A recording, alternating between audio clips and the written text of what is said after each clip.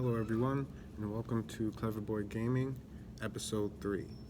Now today our main topic is going to be Metroid DREAD, that new video game. If you were living under a rock, Nintendo dropped this new video game called Metroid. I don't know if you heard of it. Me personally, I'll admit, I've never played many Metroid games. I actually always thought they were so difficult. You know my history with 2D games. But I have dabbled in it on the Nintendo Switch Online service. Super Metroid, I attempted, even though I did do it with the cheats. But one thing I was always fascinated about was the character of Samus, the main character for this game, this franchise. Yes, it is a, less loved franchise from Nintendo, but to be honest, she's kind of one of a kind. The bounty hunter Samus. She is a very unique character, and today I want to talk about her new entry into the current gen system for Nintendo. And let's jump right into it. So if I visit here on Metacritic, we're going to look at the current rating for Metroid DREAD. Wow. So it's currently sitting here on Metacritic at an 89. We have a user score of 80.8, and the Metacritic score based off of 65 critic reviews is an 89. Now this is October 11th currently. I know a few days ago it was sitting at an 88. But let's run through some of these. So it seems most of them are positive. I see a lot of 100s. I see a lot of 10 out of 10s. And it seems as though a lot of the negative ones aren't too bad. Let's see what the ratio is. So we have 62 positive reviews from critics, and we have 3 mixed versus the user reviews. We have 636 positive, and then we have 77 negative. Interesting. I'm very interested in seeing exactly what some of the most negative comments are. I see some 6s. Let's see. One person, Ryoga Wanderer, says, as a fan of the Metroid series, since I played the first one as a kid on the NES, I wanted to love this game. I genuinely did. There has never been a Metroid game that I have not enjoyed enough, at least until now. Wow. This is very long. But he sounds hurt. Let's read another one. Liberia. I have been a Metroid fan for a while, but this game is disappointing. The graphics are good, but it has lost what other Metroid games did pretty well. The controls are kind of floaty. Sometimes Samus will jump when you want to run. Interesting. Now, that's something very interesting because one of the biggest positives so far has been people talking about the controls.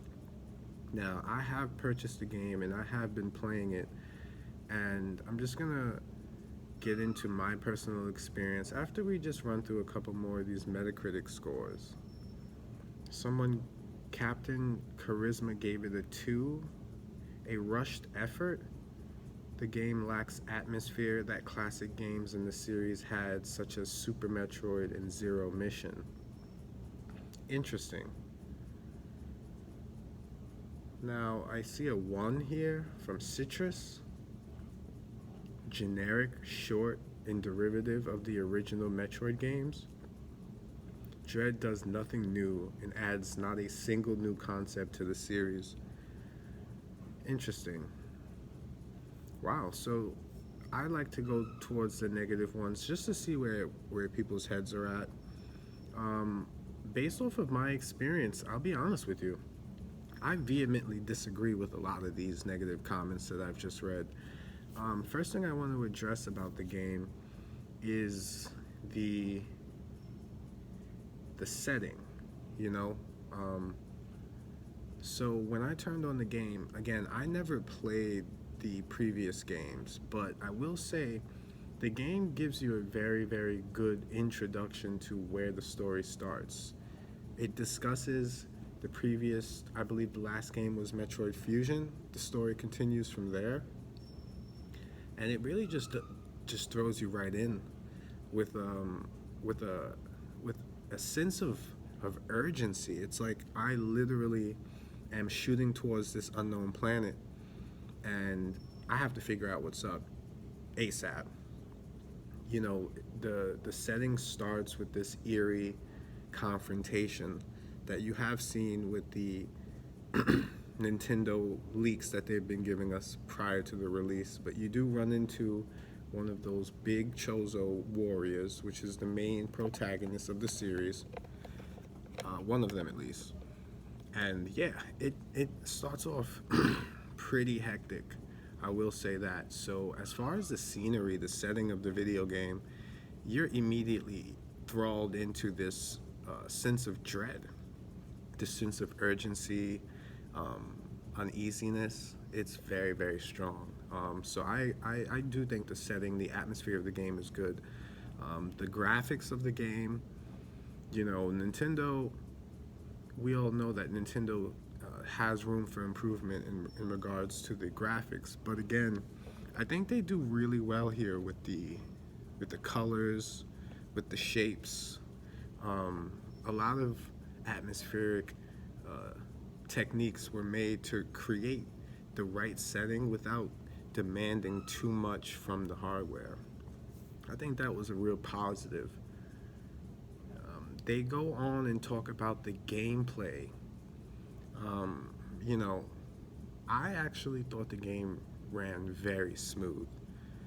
So far, I can't really put it down in regards to just how well it controls, how good it feels to be Samus, and you know, mixed with the setting, it creates a feeling of strength in an otherwise dreadful atmosphere. You know, like how fast she can move. You never feel like you're cornered.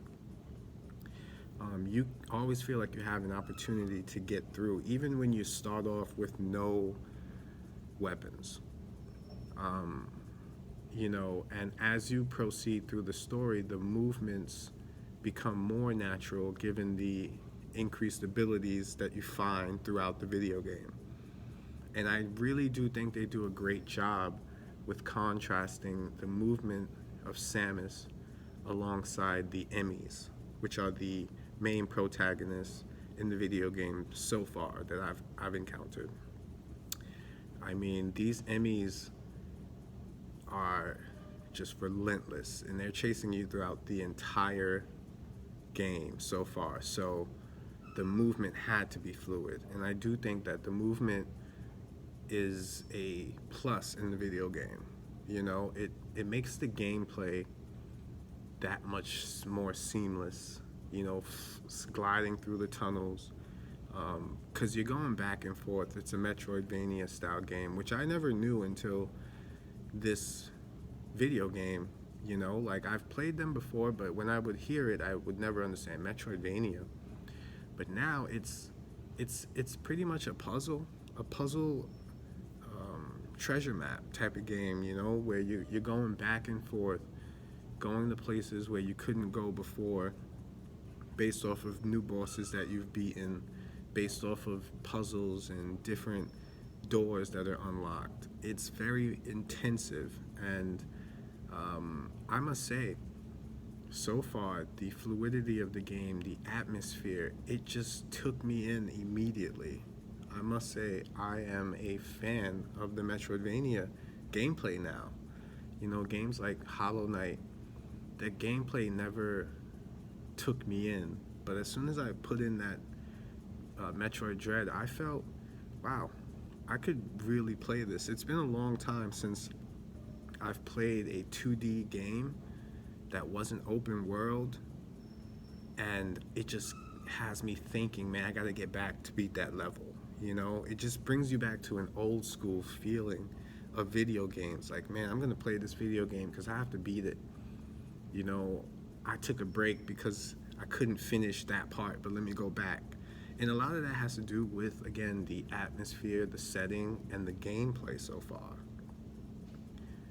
Now, a few more things that I want to get into is, so we spoke about the graphics, we spoke about the gameplay, we spoke about the setting. You know, the music, if we want to talk about the music of the video game, the music has been very, very eerie, I should say. It's a very dark tone. Um, you know, it's one of those things where when you start a video game and you know you can't play it without the volume on. That's how you know the audio adds to the impact of the video game, when you can't play it on mute. And that's kind of this situation, because you know, a lot of the time in the video game, I told you that most of the gameplay is based off of your interaction with the environment and these enemies, these autonomous robots. And you won't know that they're around sometimes unless you hear that sound. There's a lot of visuals, but you can hear them. They get closer, you know, like they make a sound once they detect you. You don't ever want to wind up in one of their zones without knowing. And each of their zones have a certain background noise to it, so that's also very, very important. Metroid Dread is a very, very good game so far. To anyone out there that's thinking on whether or not to get it, take it from me. I haven't been necessarily a diehard fan of the Metroid series. Again, I've never fully finished any of the video games or even played them for an extensive amount of time, but I've always known of them. You know, it's not something that I was ignorant towards. I knew what Samus really meant to the game, and her character, and how badass she is. So I'm very excited about this game. I really want to finish it. I haven't finished it yet. There's just a lot going on here, so you know, as every chance I get, I am turning on my Metroid Dread. So I really wanted to just address this game and explain how I feel about it, just in case anyone out there is worried on whether or not this is worth the $60, because you know, I do believe that $60 is a lot sometimes for a 2D game, but this Nintendo exclusive Metroid Dread is a strong return for Samus the Bounty Hunter, and it just strikes a lot of interest in what's to come with the Metroid series.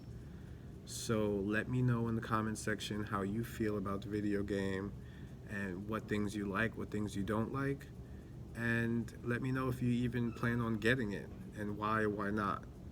Don't forget to subscribe to the channel, just so we can send you some notifications on our next videos, our topics, and how we feel about our video game path so far. So again, I'd like to thank you for watching Clever Boy Gaming episode 3, and I'll see you on the next video.